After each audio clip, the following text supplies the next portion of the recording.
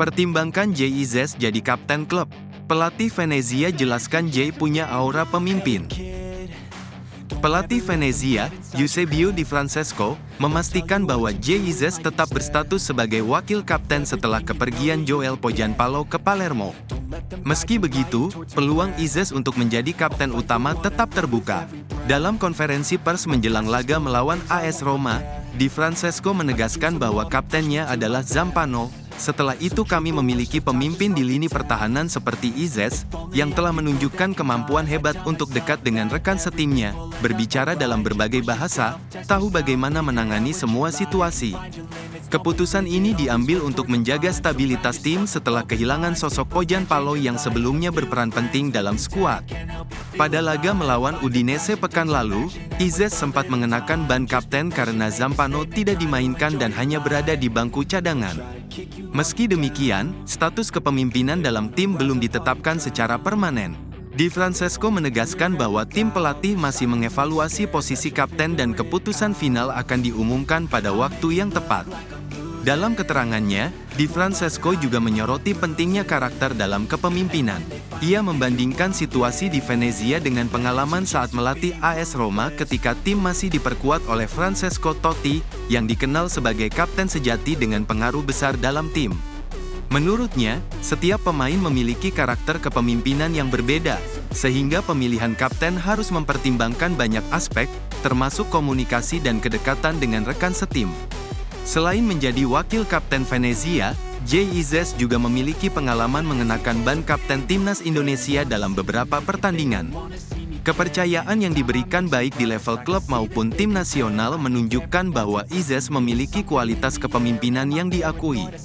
Dengan pengalamannya, ia berpeluang besar untuk menjadi kapten utama Venezia di masa mendatang.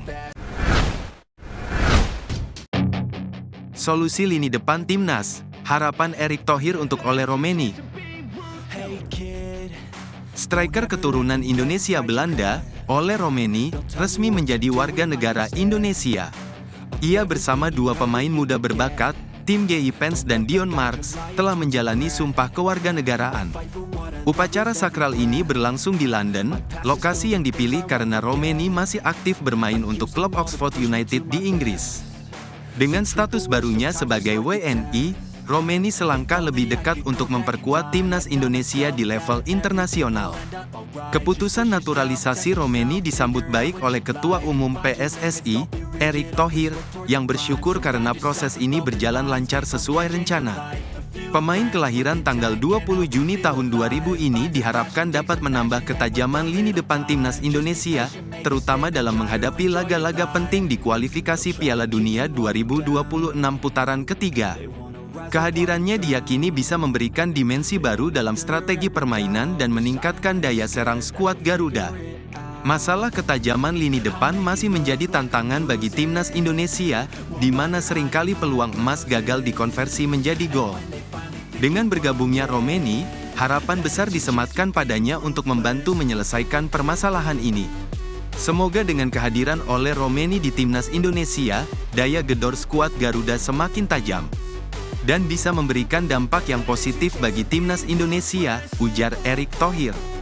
Setelah resmi menjadi WNI, Roemeny berpeluang segera tampil membela timnas Indonesia dalam kualifikasi Piala Dunia 2026.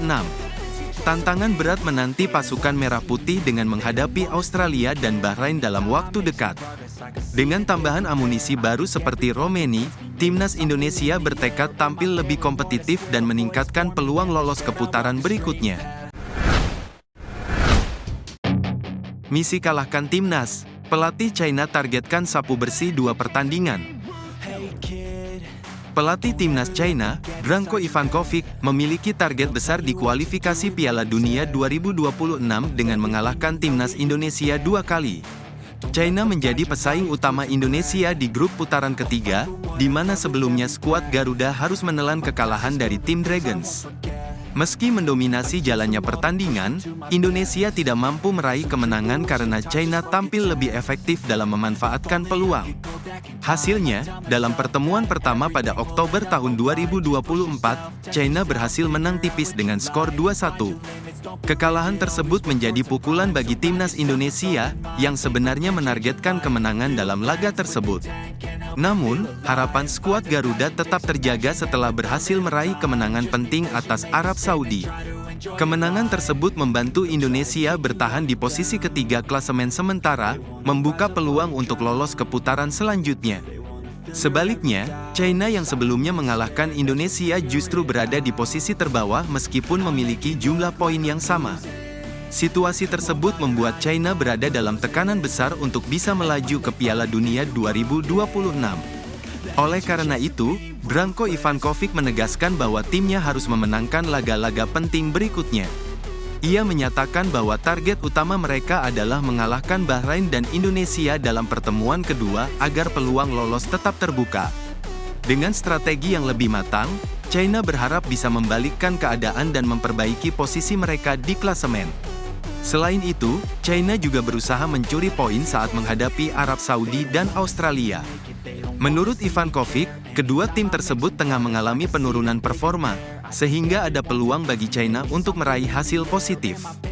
Dengan tekad yang kuat, pelatih asal Kroasia itu optimistis timnya bisa bangkit dan bersaing memperebutkan tiket ke Piala Dunia 2026. Mimpi mereka kejauhan, media Vietnam sindir target jangka panjang PSSI. Ketua Umum PSSI, Erick Thohir, menargetkan timnas Indonesia untuk masuk ke dalam 50 besar peringkat FIFA pada tahun 2045. Ia menyatakan bahwa target tersebut bukan sekadar ambisi, tetapi berdasarkan perhitungan data yang ada. Menurutnya, dengan perkembangan yang tepat dalam pembinaan pemain dan infrastruktur sepak bola, Indonesia memiliki peluang untuk mencapai peringkat tersebut di masa depan. Namun, pernyataan Erick Thohir ini mendapat sorotan dari publik Vietnam. Media Vietnam, khususnya Tetau247.vn, menilai bahwa target tersebut terlalu jauh dari jangkauan. Mereka mengingatkan bahwa posisi terbaik timnas Indonesia dalam sejarah adalah peringkat 85 FIFA pada Oktober tahun 1998. Sejak saat itu, Indonesia belum mampu kembali ke posisi tersebut dan bahkan masih kesulitan menembus 100 besar. Tetau247.vn menegaskan bahwa, sesungguhnya untuk bisa masuk dan tetap aman di top 100 saja itu butuh proses panjang. Apalagi untuk bisa masuk top 50 dunia tentu sangat kejauhan. Mereka mempertanyakan apakah Indonesia memiliki strategi yang cukup kuat dan realistis untuk bersaing di level global.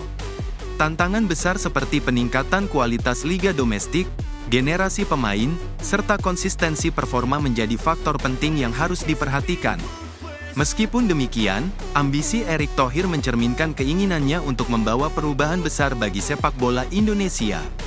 Dengan rencana jangka panjang dan pengembangan sistem yang berkelanjutan, bukan tidak mungkin Indonesia bisa mencapai peringkat yang lebih baik di masa depan.